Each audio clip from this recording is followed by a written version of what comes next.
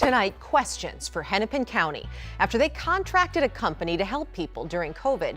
Just 2 years after prosecuting its CEO for a violent shooting. America, I need you to sit down for what I'm about to tell you because this is going to make your blood boil. Hennepin County, Minnesota, the same county that prosecuted a man for shooting somebody over debt and charged him with rape of a drunk teenager, turned around 2 years later and gave that same convicted felon $65,000 in taxpayer money to help other businesses during C-19. But it gets worse. That convicted felon, Tezzaree El-Amin Champion, used his position to defraud the federal government, Hennepin County and the city of Minnesota, and multiple other agencies out of over $6 million.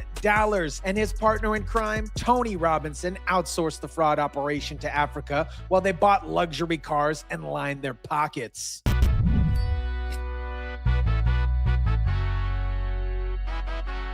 The U.S. House Committee Chair, Republican James Comer, sending out 7 letters to those with Minnesota government ties to be interviewed as they investigate allegations of fraud. What is up, guys? Tyson DeLaCruz here. Thank you so much for rocking with me. This is the nonprofit industrial complex in action. This is how blue states turn taxpayer money into a slush fund for criminals while pretending to help communities. And I'm going to show you exactly how this scam works. Let's start with the most insane part of this story. In 2018, Hennepin County Attorney's Office convicted Tezzaree El-Amin Champion of assault with the deadly weapon for shooting somebody who owed him money. They also charged him with criminal sexual conduct for allegedly raping a drunk teenager. But those charges were dropped because of his felony conviction. So this man is a convicted violent felon who shot somebody over money and was accused of raping a teenager. And what does Hennepin County do just 2 years later? They gave him 3 contracts totaling $65,000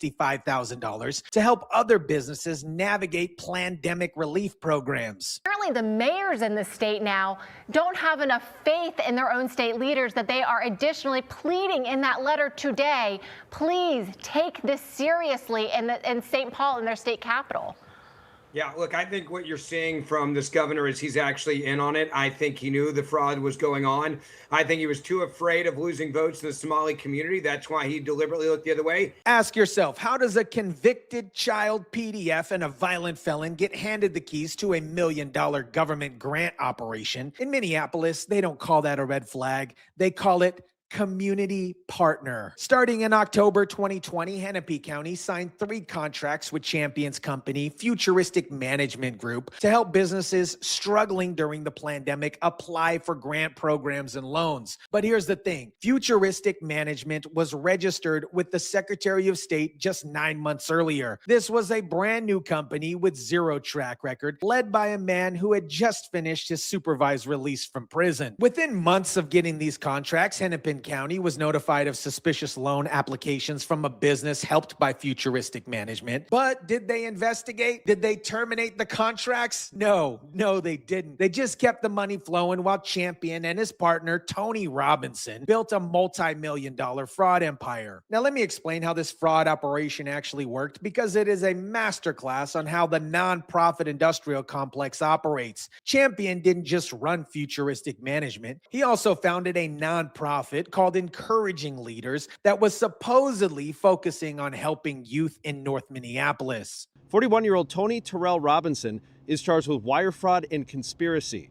He worked with Tezzaree El-Amin Champion, who's already been convicted and sentenced to 7 years in prison. Robinson was the operations director for Champion's nonprofit Encouraging Leaders in North Minneapolis, and is accused of applying for grants for things like juvenile justice that federal prosecutors say the nonprofit never did any work on. Here's what makes this so brazen. Robinson didn't even bother to write his own lies. He outsourced his fraud to Africa.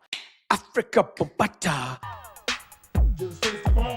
According to the DOJ indictment, Robinson worked with a freelance worker in Africa to draft and submit false grant progress reports to organizations that had awarded grants to Encouraging Leaders. Think about this for a second. These guys were so confident they wouldn't get caught, they literally outsourced the fraud operation to another continent. They had someone in Africa writing fake reports about youth programs in Minneapolis that never happened, events that never occurred, and students that they never helped. In a data request, the county provided over 100 pages of documents regarding the process of awarding those contracts to Futuristic Management Group, but nowhere within them is El-Amin Champion's violent past mentioned. The applications contain false statements about juvenile justice programs, substance abuse prevention, arts programs, and youth learning. Encouraging Leaders was awarded, get this, $2.7 million in grants, but Champion transferred a significant portion of that funding to his own personal accounts. The organization only spent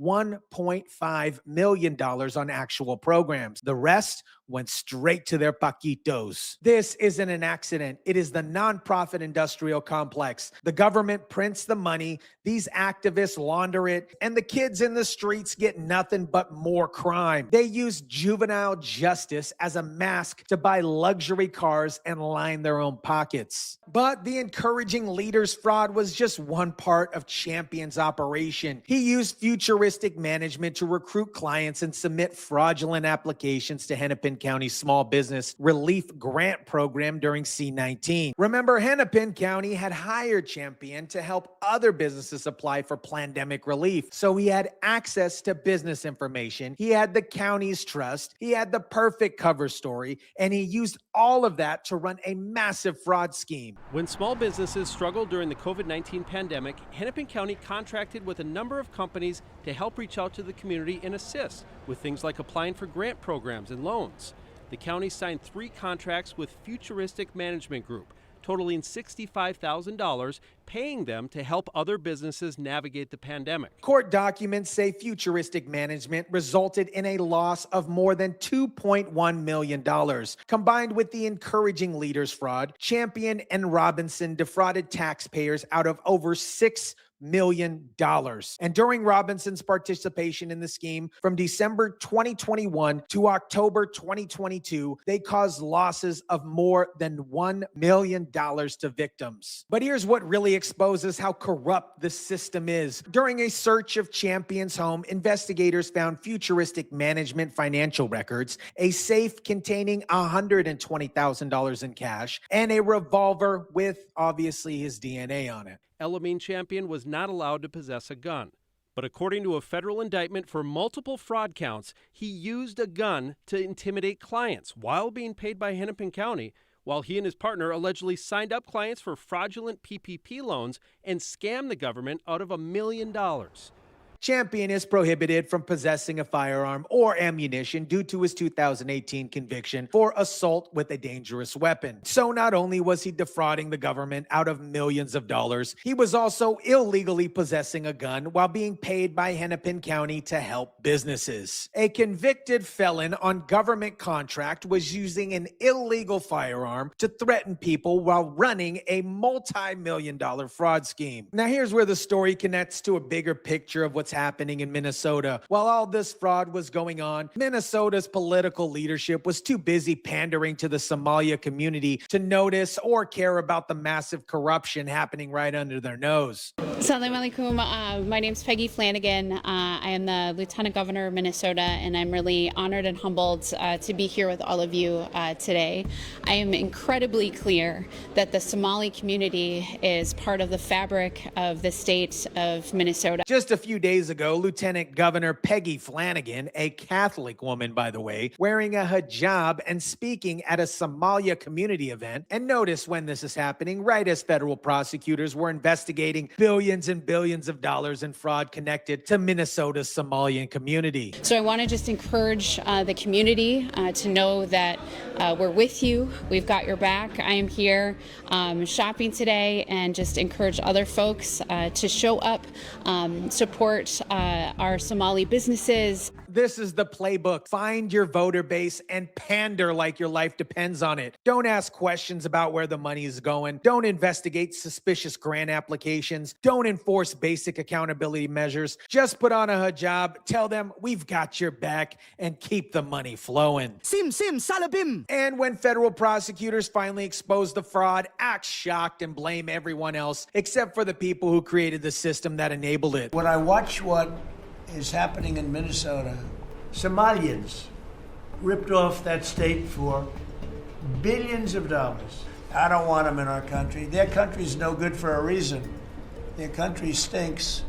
We're going to go the wrong way if we keep taking in garbage into our country. Minnesota has become ground zero for pandemic fraud. It's because Minnesota's leadership created a system where fraud is not only possible, but profitable. And then they protected the system by calling everybody else who questioned it a racist. So what happened to Champion and Robinson? Well, Champion pled guilty for wire fraud, money laundering, and illegal possession of a firearm as a felon. On November 18, 2025, he was sentenced to 84 months, that's 7 years in prison, following 60 months of supervised release, and ordered to pay $3.4 million in restitutions, which they'll probably never see. The judge, Catherine Menendez, noted that Champion's fraudulent conduct was relentless and reflects a scale of depth that is absolutely disturbing. 7 years for stealing over $6 million from taxpayers. That works out to about $850,000 per year of prison time. Not a bad return on investment if you're a criminal. And Robinson, he was charged in December 2025 with 5 counts of wire fraud and conspiracy offenses. This is not the first time Robinson has been charged with fraud, which raises some serious questions. How did he become an operations director of a nonprofit receiving millions of dollars in government grants? Oh,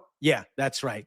It's in Minnesota. The reporters ask obvious questions. What kind of due diligence did these states, counties, and federal groups make before handing out this grant money? The answer is obviously clear. They didn't do any of that. They didn't do any background checks. They didn't verify the organizations were legitimate. They didn't monitor how the money was being spent. Why? Because the goal was never to help businesses or youth programs. The goal here was pretty obvious: to distribute as much money as possible to community organizations without asking uncomfortable questions that might be called racist. Now, here's the most damning part of this entire story. When reporters asked Hennepin County whether they knew about Champion's violent criminal record when they awarded him these particular contracts, the county spokesperson refused to answer the question. The county spokesperson would not answer the question of whether they knew El-Amin Champion's record when they awarded the contracts, saying in a statement, the RFPs and procurement were conducted in compliance with federal and county requirements and processes. The county takes great effort to safeguard public resources and takes all allegations of fraud seriously. That, my friends, is not an answer. That is a cover-up. They wouldn't say whether they knew about his record, because if they said yes, they're admitting knowingly that they hired a violent felon. And if they say no, they're admitting they didn't do basic background checks before handing out taxpayer money. The county provided over 100 pages of documents regarding the process of awarding those contracts to Futuristic Management Group, but nowhere in those documents is Champion's violent criminal past mentioned. Not once, not anywhere. So whether they knew and didn't care, or they didn't bother to check, either way, it is a complete failure of government accountability, and nobody's being held responsible except for the criminals who took advantage of the system. America, this is what happens when political correctness becomes more important than accountability. Minnesota created a system where basic questions about who's getting taxpayer money is considered racist, where convicted felons become community partners. Champion and Robinson are going to prison, but the system that enabled them is still in place. The politicians who created it are still in office. The bureaucrats who handed out money without doing background checks are still employed. The Lieutenant Governor, Peggy Flanagan, is still wearing a hijab, telling the Somalia community, "We've got your back," while federal prosecutors uncover billions and billions of dollars in fraud. The judge called Champion's conduct relentless and disturbing. But you know what's more disturbing? The government officials who made it possible are still collecting paychecks while pretending they had no idea that this was happening. That, my friends, is the real fraud. And it's happening in every blue state in America. Let me know what you think about this. Drop it down in the comment section down below. Smash the like button if you kindly would. Share, subscribe. And as always, guys, I'll catch you on the next one.